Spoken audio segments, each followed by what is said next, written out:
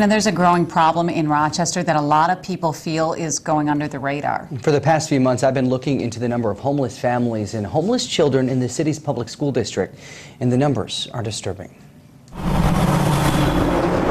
It's Minnesota's fastest growing and third largest city, home to a world-renowned medical clinic and technology giant. But there is a dark side to this city that's been named one of America's best.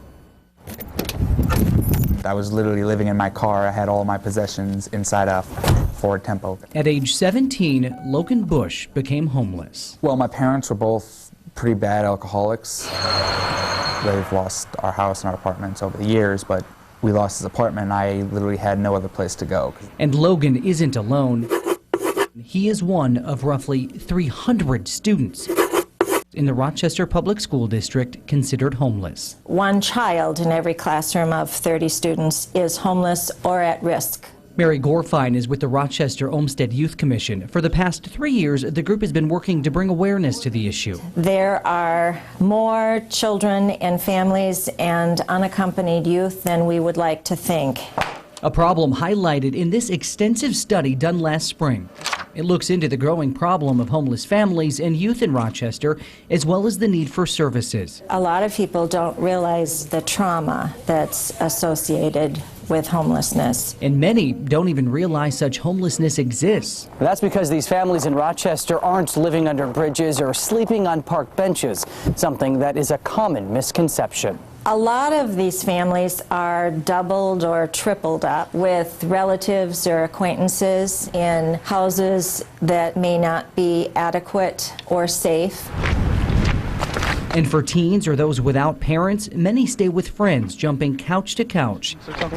That's what Logan did. I was freaking out, because what happens if this was long term? What happens if I couldn't find a place to stay? To ask students to learn when all they can think about is where they're going to be sleeping that night, I think is putting sometimes an unrealistic burden on a child. Melissa Brandt is the Students in Transition Coordinator for the Rochester Public School District. Her job is to help homeless kids. It would be my assumption, just because of how the population has grown in Rochester over the years, that the number of homeless students has also increased. Oh, yeah. When the district started keeping its most accurate count in the 2007-2008 school year, 114 kids were considered homeless.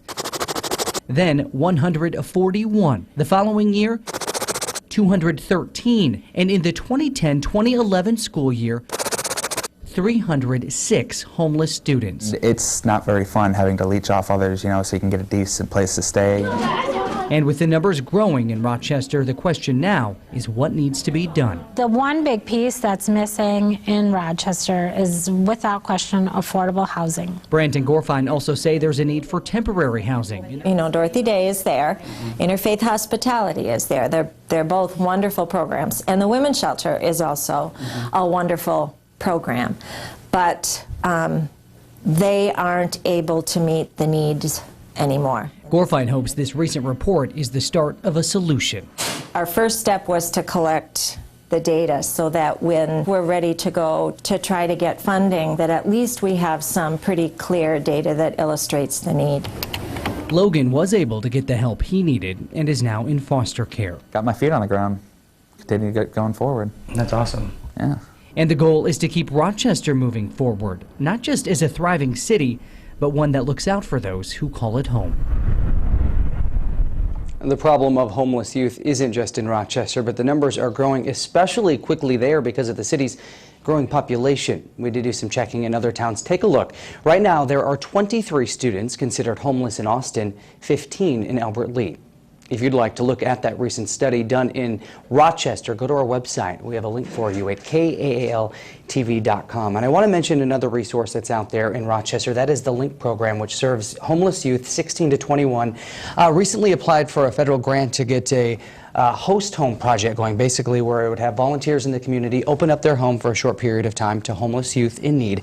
However, LINK did not get that federal grant. Its organizers tell us they will apply again this spring, and they'll continue to do so until hopefully they get the money to get that program started. Nice. And Logan in foster care, so he's He's doing doing well. okay? He got in there until he's 18, and right now he's in the process of the courts to try to be able to stay with that family that he enjoys being with until he's 21. Nice story. Thank you.